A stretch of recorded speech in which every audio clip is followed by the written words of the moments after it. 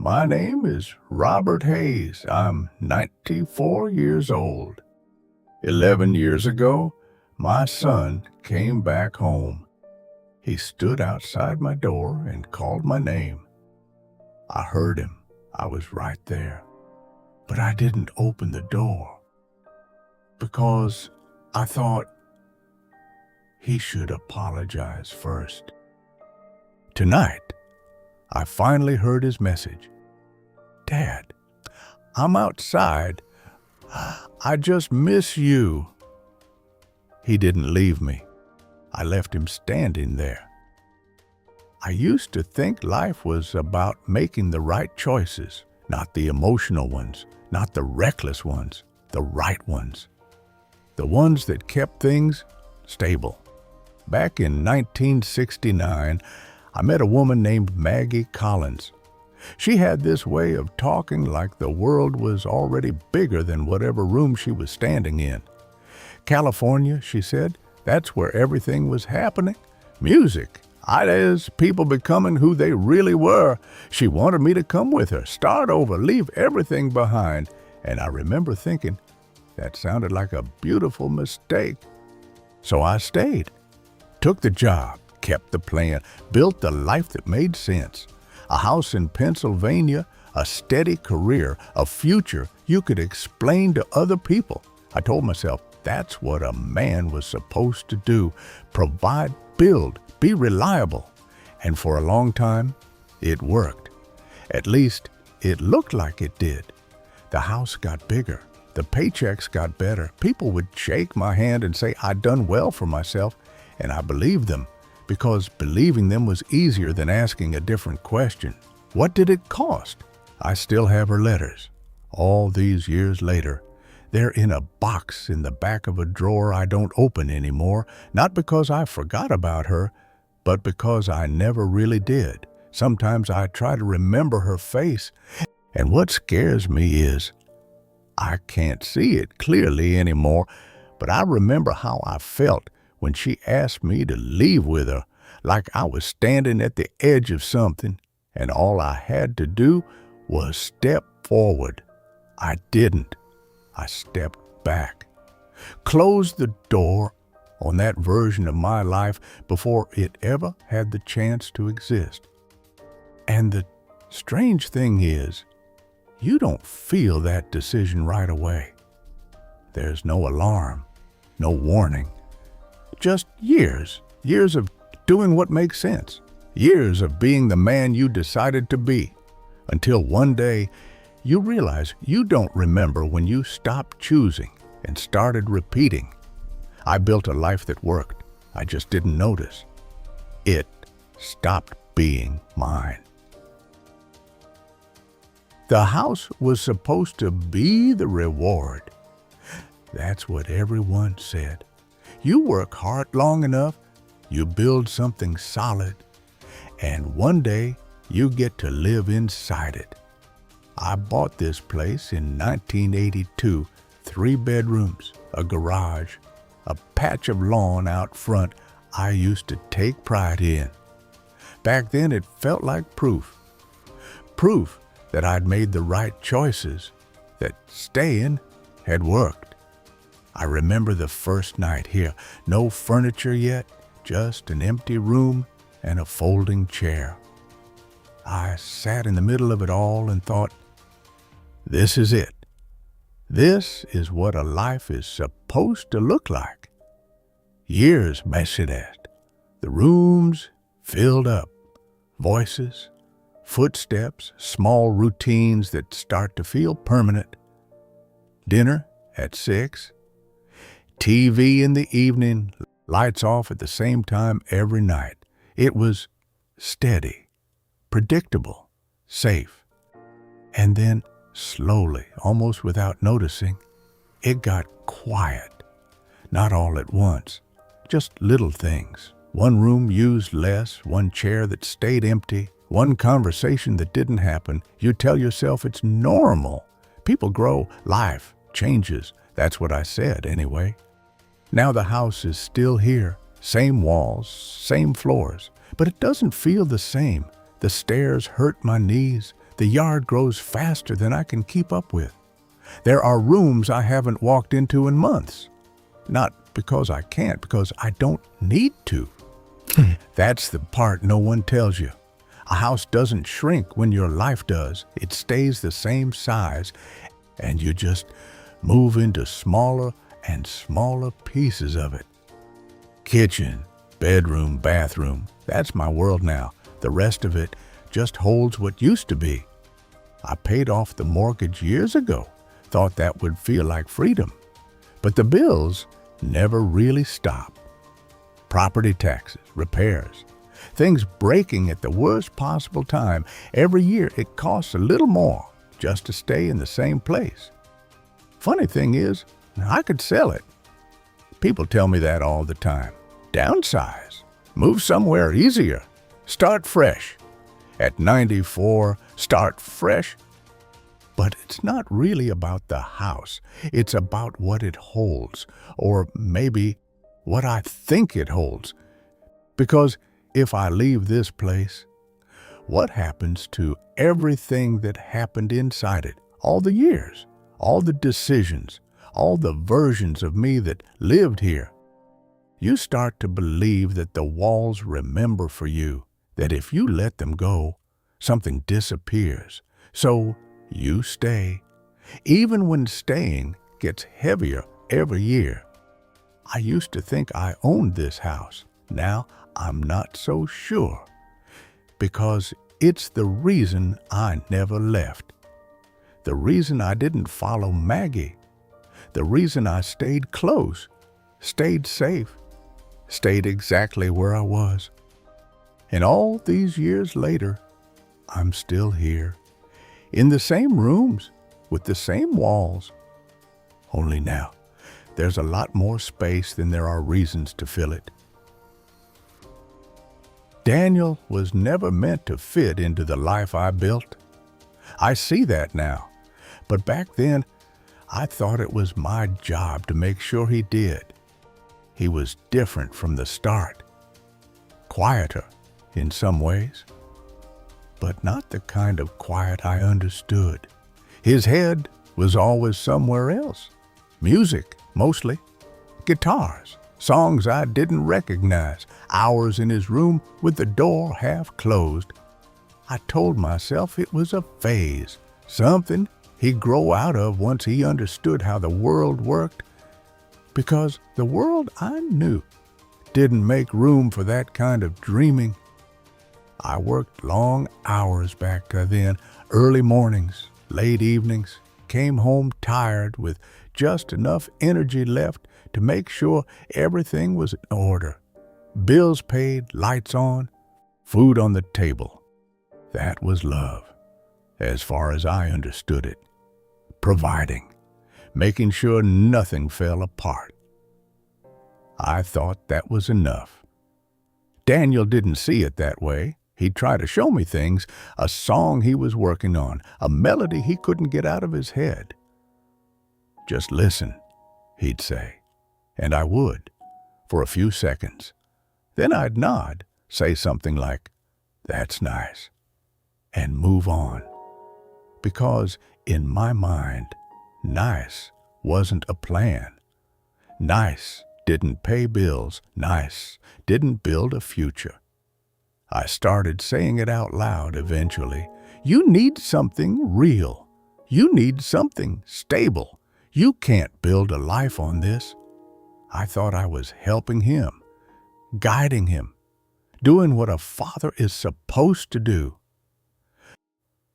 What I didn't see was what he was hearing, not concern, not guidance, rejection. Every time I dismissed it, I was telling him something without saying it, that what mattered to him didn't matter to me, that who he was becoming wasn't someone I believed in. He stopped showing me things after a while. No more just listen, no more late-night music drifting down the hallway, just silence. The kind that settles in slowly until it feels normal. I told myself he was getting serious, focusing, growing up. But looking back, That wasn't what was happening. He wasn't changing. He was closing the door. And I let him. Because a closed door was easier to live with than a life I didn't understand. There's a moment, I don't remember exactly when you stop raising your child and start trying to correct them. It feels small when it happens. Just a shift in tone, a different kind of conversation, less listening, more telling. I crossed that line somewhere along the way. And once you cross it, it's hard to go back. Because then it's not about helping anymore. It's about being right.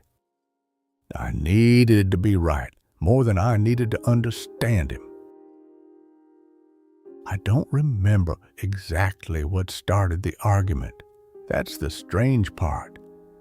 You'd think a moment that changes everything would be clear, sharp, easy to point to. It isn't. It's messy. A dozen small things stacked on top of each other until something finally breaks. It was late. I remember that. The house was quiet in that heavy way it gets after a long day. Daniel was in the kitchen, guitar case leaning against the wall. I didn't like that. Not the guitar, not what it meant. I asked him a simple question. What's your plan? That's how it started. A question I'd asked before. A question he was tired of hearing. He didn't answer right away, just stood there, looking at the counter like the words might be written on it. Then he said, I told you, I'm playing in the city. I've got gigs lined up. Gigs. I remember the word hitting me wrong. Too small, too uncertain. Not something you build a life on. That's not a plan, I said. And just like that, we were no longer having a conversation. We were choosing sides. His voice changed, got sharper, not loud at first, just firm. It is for me. I could have stopped there. I could have said, tell me more. I could have listened. I didn't. Instead, I stepped in like I always did. That's not how the real world works. I'd said those words so many times they came out like a reflex. Automatic. Something in his face shifted. Not anger, not yet. Something quieter. Something final. You don't know anything about my world, he said. And that felt like disrespect. Like everything I had done didn't count. Like all those years meant nothing. So I pushed back, harder. Voices got louder. Words got sharper. The kind you don't plan but can't take back once they're out. You're throwing your life away. You never even tried to understand me. I'm trying to save you from making a mistake. I'm not you. That one stayed. I remember the silence after, how fast it came, like the air had been pulled out of the room.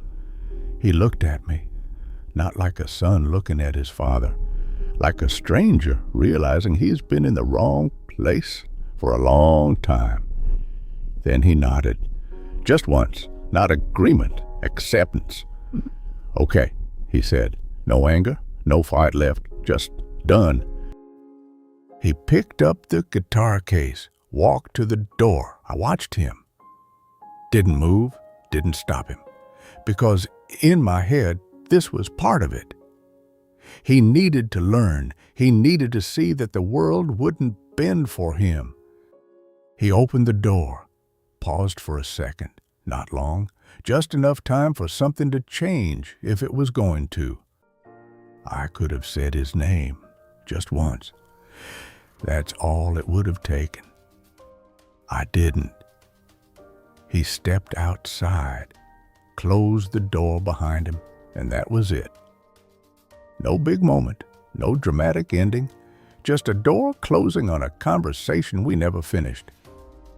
I told myself he'd be back, that things like this don't last, that blood pulls you back eventually. And I believed that because the alternative was something I wasn't ready to admit.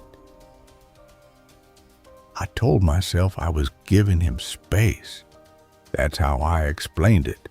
Not ignoring him, not pushing him away, just pshikskis. It sounded better that way, more reasonable, more like something a good father would say when things got complicated. The truth was, I didn't know how to reach him without giving something up, and I wasn't ready to do that. The first message came a few weeks later, short. "Hey, Dad, just checking in." I stared at it for a long time, read it more than once, typed a response, deleted it, typed it again, something simple, neutral. "Doing fine. Hope you are too." That's what I sent.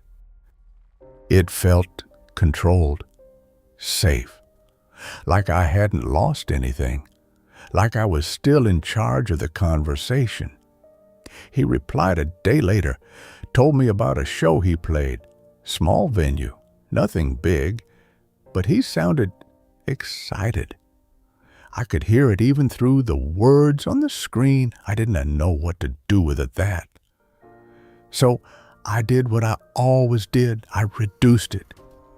That's good. Keep working at it. Encouragement. That's what I called it. But it wasn't encouragement. It was distance dressed up as approval. The messages kept coming for a while. Not every day, not even every week. Just enough to keep a thread between us. And every time I kept it short, careful, measured. Like if I said too much, something would slip out that I couldn't take back. He tried, in his own way. You can see it now, looking back. The small openings, the moments where he was waiting for me to step in. "Wish you could hear this one live. I think you'd like this place. Maybe I'll come by sometime." Maybe. That word seen that there. Open. Waiting. I never stepped into it. I'd answer around it, change the subject, keep things level. Because level meant controlled. And controlled meant I wouldn't have to admit that I missed him. There's a kind of silence that doesn't sound like silence. It looks like conversation, messages sent, replies returned, everything polite, everything fine. But underneath it, nothing is actually being said, not the things that matter. "I'm proud of you." I was wrong. I don't know how to fix this, but I want to try. Those words never showed up, not from me. I told myself he understood, that he knew what I meant, even if I didn't say it. That's what people say when they don't want to say the thing out loud. Over time, the messages got shorter, less frequent, more space between them, until one day, there wasn't anything at all. No final argument, no clear ending, just silence. The real con this time. And I accepted it. That's the part I keep coming back to. I accepted it. Told myself this is how things are now. This is what happens. People grow apart. Lives go in different directions. I made it sound normal. I made it sound inevitable. Because if it was inevitable, then it wasn't my fault. But every now and then, usually late at night, I'd think about that word again, maybe, and I'd wonder, how many times he was standing there, waiting for me to meet him halfway. It was a Tuesday. I remember that much. Cold outside. The kind of cold that settles into the walls and makes everything feel a little quieter than it should. I had just turned off the TV, didn't really watch anything, just let it play in the background so the house wouldn't feel so empty. That's when I heard it. A knock. Soft. Not urgent, not aggressive, just there. For a second, I thought I imagined it. Happens sometimes. At this age, you don't always trust what you hear. Then it came again, a little louder, more certain. I stood up slowly. My knees didn't like that. They never do. Took a few steps toward the door and stopped, not right at it. A few feet back, close enough to hear, not close enough to open it. "Dad?" His voice, no mistaking it. Older than I remembered, lower, but still his. Everything in me recognized it immediately. The years between us collapsed in a second. "I know you're in there." Not angry, not accusing, just certain. I didn't move, didn't say anything, just stood there looking at that door like it was something I had to solve. He knocked again, a little firmer this time, not demanding, just asking to be let in. "I'm not here to fight." A pause, long enough for me to say something back. I didn't. "I just wanted to see you." There was something in his voice then, not weakness, not exactly, something open, like he'd decided to put everything down before he walked up to that door. And I heard it, every word, every pause, every chance to end what we started years ago. My hand even moved, just a little, not enough to reach the handle, just enough to know I could have. But then something else showed up. Quiet, familiar. The same voice that had guided me my whole life. If he wants to come back, he needs to say it first. He needs to admit he was wrong. I held on to that tight because it made sense, because it kept things in order, because it meant I didn't have to step down first. Outside, he shifted his weight. I could hear it through the door. Small sounds, the kind you only notice when everything else is silent. "Dad?" Softer this time, not calling out, just hoping. And that was the moment. The exact moment everything could have changed. All I had to do was turn the handle. That's it. No speech, no explanation. Just open the door. I didn't. I stayed where I was, waiting for something he was never going to say. After a while, the knocking stopped. No dramatic ending, no final words, just the absence of sound where there used to be hope. I stood there longer than I should have, listening to nothing. Then, eventually, I went back to my chair, turned the TV on again, sat down like nothing had happened. That's how quiet it was, how small it felt in the moment, like something you could deal with later. I told myself he'd come back, that this wasn't the last time, that doors don't close like that, not for good. I believed that, because believing that was easier than getting up and opening the door. After that night, nothing changed. At least, that's what I told myself. The same house, the same routine, the same quiet that had been there for years.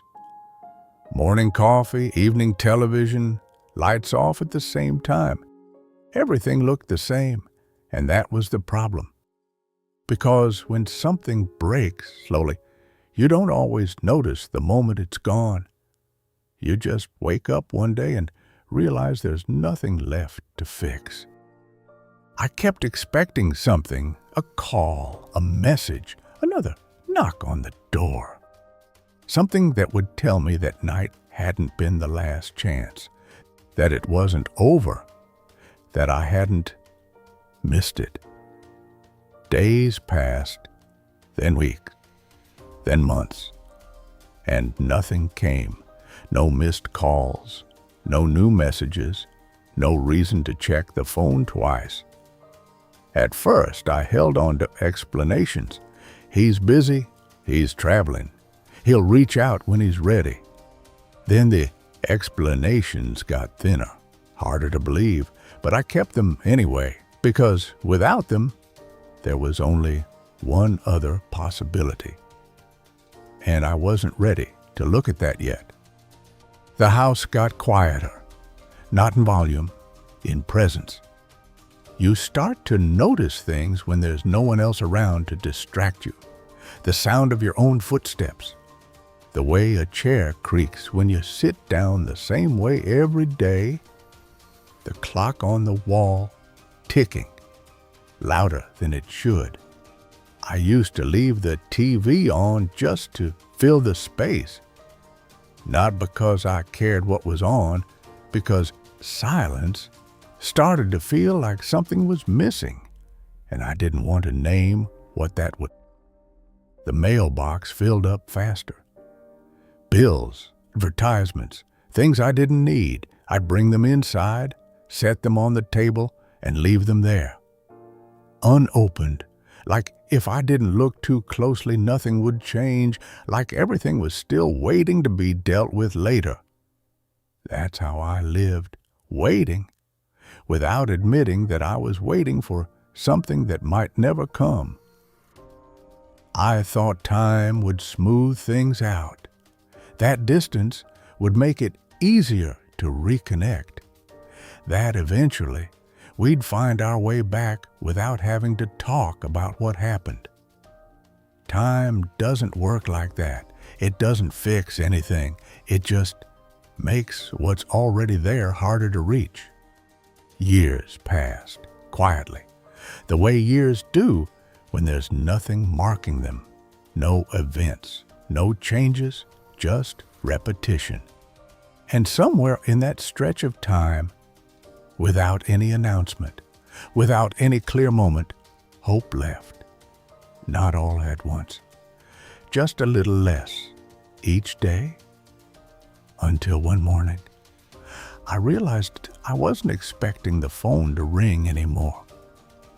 That's when you know, not when something ends, but when you stop waiting for it to come back. It happened by accident. That's the part I keep thinking about. Not some big moment, not something I went looking for, just a drawer. I was in the kitchen trying to fix a loose handle. Nothing important, just something to keep my hands busy so I didn't have to think too much. I needed a screwdriver. Opened the drawer. I don't usually open, the one in the back. Old things in there, batteries that don't work, manuals for things I don't own anymore, a phone. Small, black, outdated, the kind you'll keep because throwing it away feels like losing something, even if you don't know what. I picked it up, didn't even know if it would turn on, pressed the button, waited. For a second, nothing. Then the screen lit up, dim, slow, like it had been asleep for a very long time. There were notifications, old ones, dates I didn't recognize at first, years ago. Missed calls, messages, voicemails. I don't know why I opened that last one. Maybe because it was still marked as unheard, like it had been waiting all this time for me. My thumb hovered over the screen, just for a second, long enough to feel that familiar crystal hesitation. The one that says, "Don't open something you can't undo." I pressed it anyway. Static at first, a faint hum, then his voice. "Dad?" I froze, didn't breathe, didn't move. "I'm outside." The room felt smaller, like the walls had shifted while I wasn't looking. "I'm not here to argue." My hand tightened around the phone. I miss you." That was it. No anger, no blame, no list of everything that went wrong. Just that. Simple, clear enough.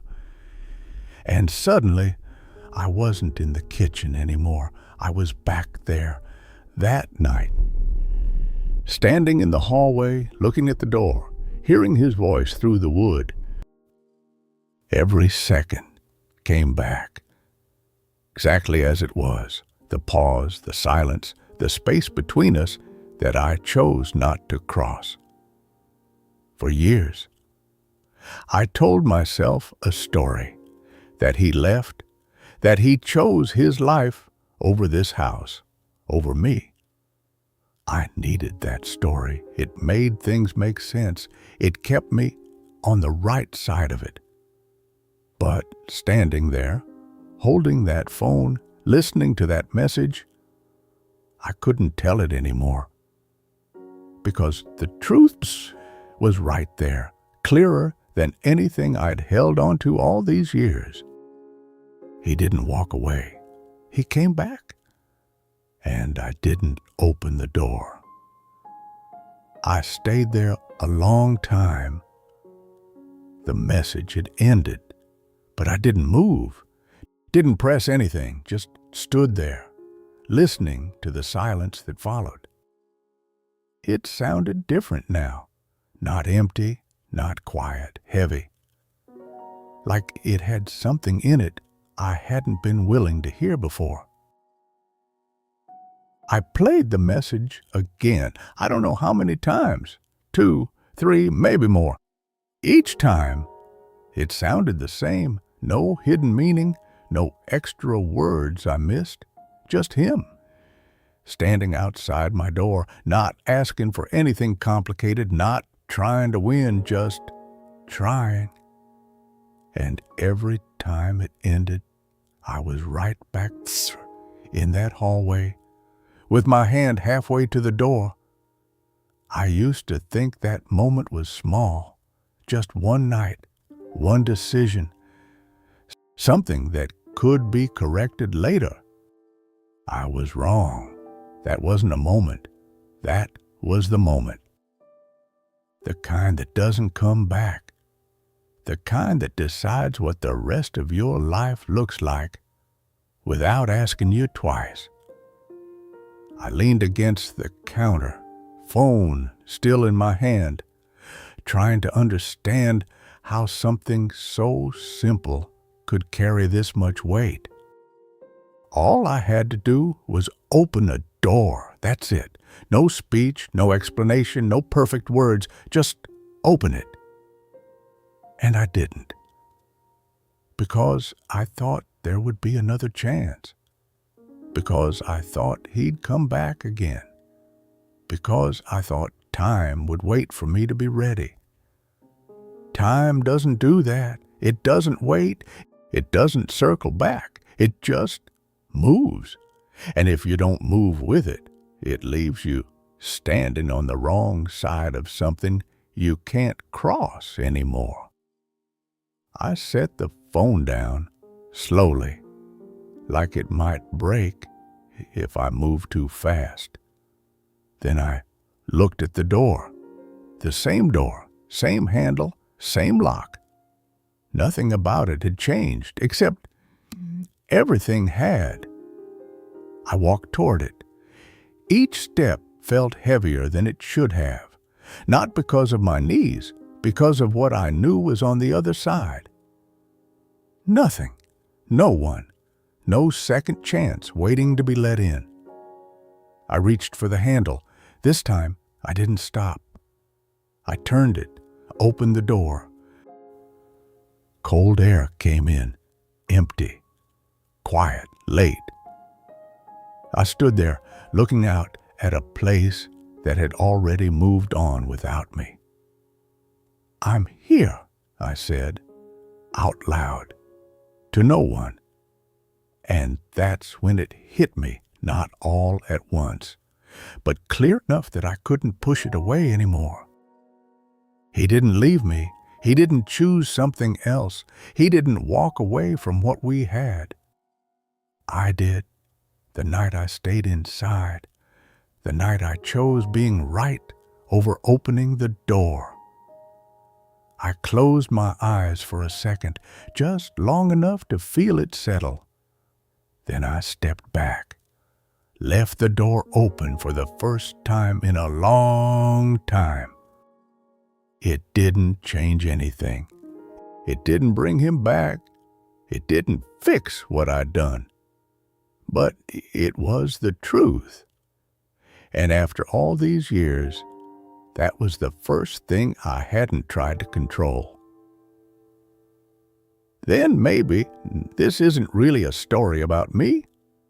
Maybe it's about that moment, the one you keep putting off. The call you haven't made, the door you haven't opened, the words you keep waiting for the other person to say first. I used to think time would make things easier, that if I waited long enough, the right moment would come. It doesn't. Moments don't wait. They pass. And they take something with them when they go.